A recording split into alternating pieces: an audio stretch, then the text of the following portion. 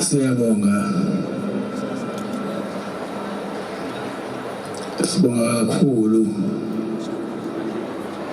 uhulumeni wesifundazwe ukuthi asibize sibe la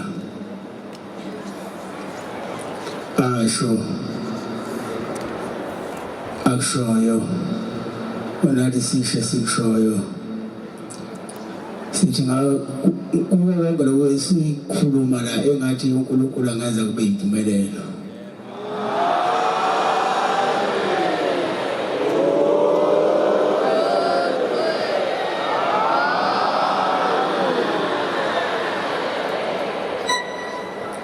kodwa phela njengoba sila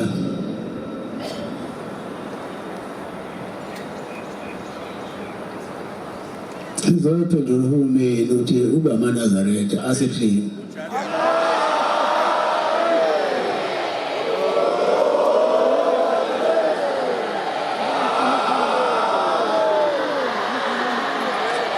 hayi phela mina la ufika khona ufike uphendula abantu base bekulandela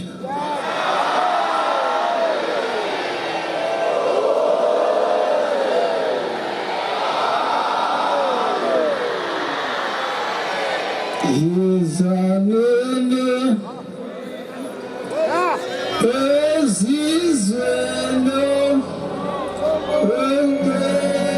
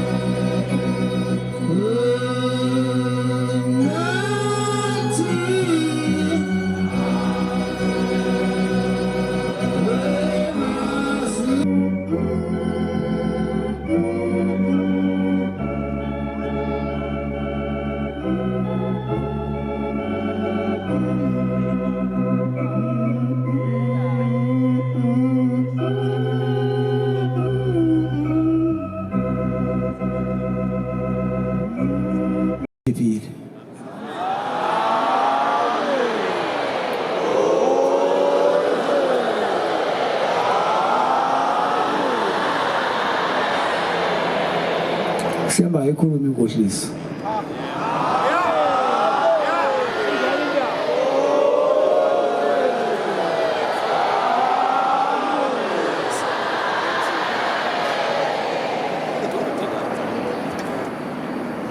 Ngiyabona ngesinye isikhathi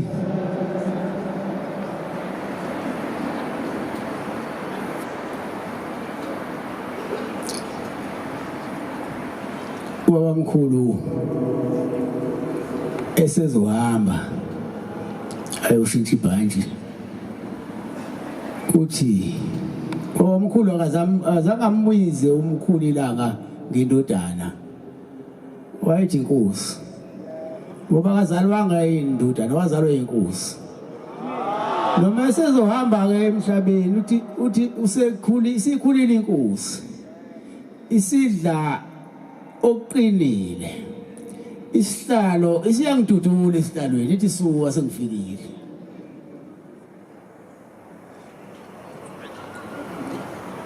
sase sifika ke leso sikhathi ke waseshintsha ibhanji ubaba mkhulu esaphila ke ngakashintsha ibhanji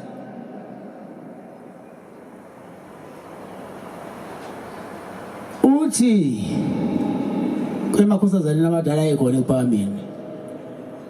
ufika belungu ngoba phela lelizwe livela kude nokuhlupheka ufika belungu basebefaka lela flag labo bebe flag labo belungu lisho leli lithu esada kwakhona la belungu makugqunywa lo flag igqoko khakhi asebona ke abakhosazane la belungu bekhuluma nobaba omkhulu beqeda sebeyigqumeka leli flag labo ekuphakameni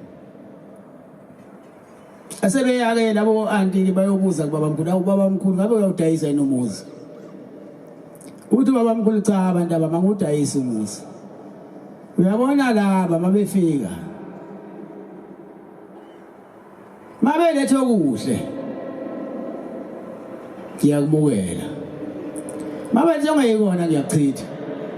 lokhu ngenzela ukuthi ngesikhathi lesizayo nigcina senihamba emaThekwini seninamathempeli eThekwini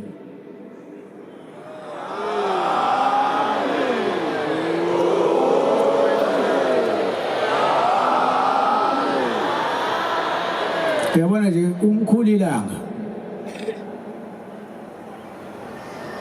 naye baba mkhulu wabizwa sekonakele la ulwandle seludla izitezi ngali amaflat wabizwa baba mkhulu wathi ubaba mkhulu sebehlulekile ababethu bayazazi izinto wasefika nje badesha umfundisi wasekufika wasubaba mkhulu uyeza wafika wasengena ekhuluma nalo ulwandle awuhambe phela ukhuluma nolwandle ubona izokulalela yini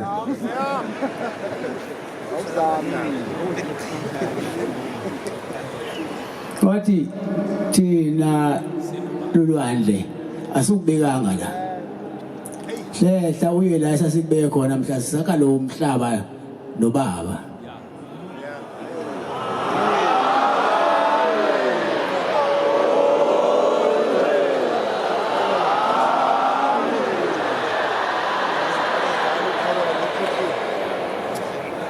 la ushamba ngaqala ufika ubizwa eThekwini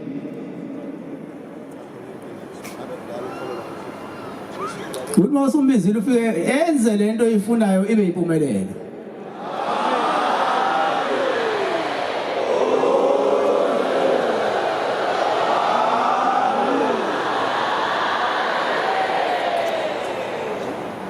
uthe sefika izinsuku zokushintsha ibhanji wasekhuluma nenkosi ilanga umkhulu wami wathi inkosi Sengiyabona kuthiwa waqale walala phansi enhlabathini waxakeka nje umkhulu ilanga uthi ubaba walala enhlabathini indaba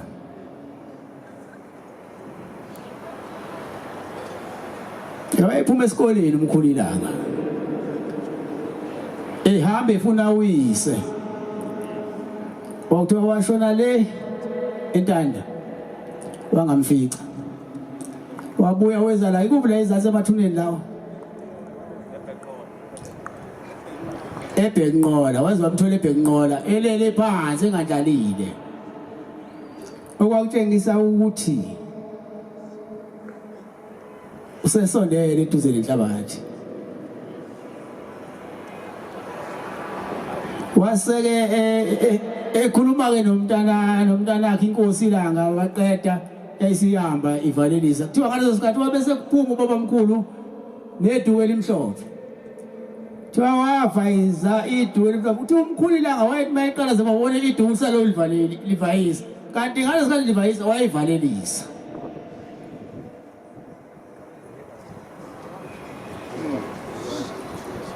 kodwa semtshelile imithetho uthi Nkosi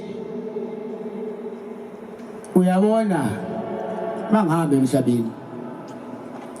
uzungalikhonki indlu yami yokugcina ngokhonkolo ngoba ngifuna ukukhula nginabe ngimboza umhlaba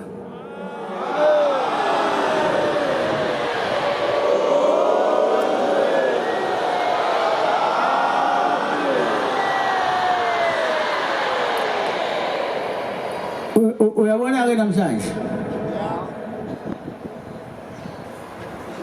nomkhulu ilanga bambiza belungu eCity Hall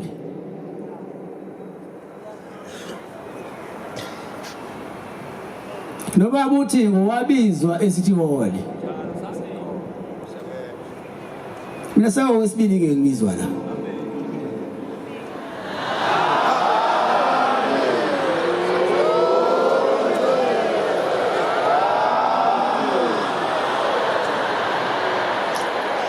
umhlaba uyazi ukuthi ushembe uyisipanela esikhulu esiqaqa amabhodi adathomba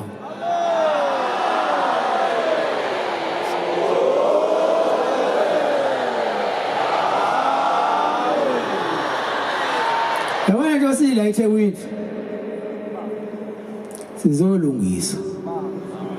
futhi sohamba eThekwini sizolunga iThekwini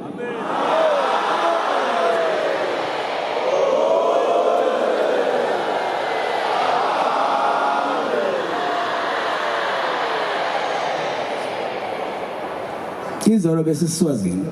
yebo nakhona basakhuluma ngathi thanga bese Mozambique nakhona futhi basakhuluma ngathi baba ushambe baye kwafika umkhululi bayakhululeka abantu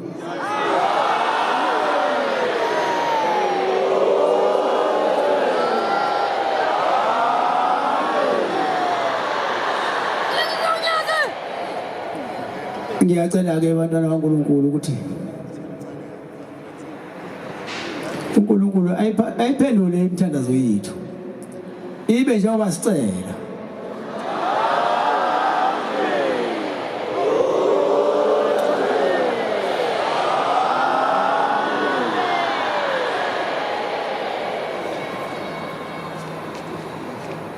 angazi noma imgidi somsebusela le ngabe soyibusela ngaphesheya ngoba manje ngifisa ukuthi nihambe kusakhanya nifike emakhaya kahle ingane zinibona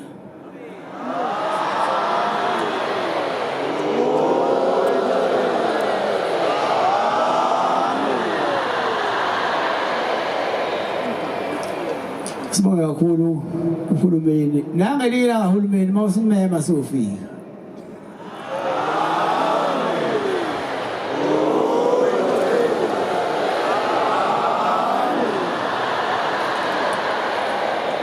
Nkosi busise bonke abantu abala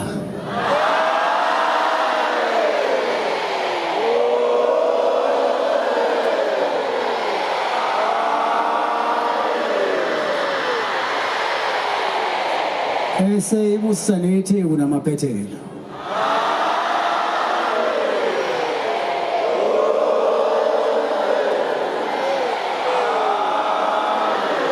Siyabonga, sibonga kakhulu. Gwele yengcwele. Nkosi yamadlozi. Abethi benzani? Asingeke sikhonze thina uGod kube khona. Sasikhonza uGod. Ngavele nalo ngakhala nje le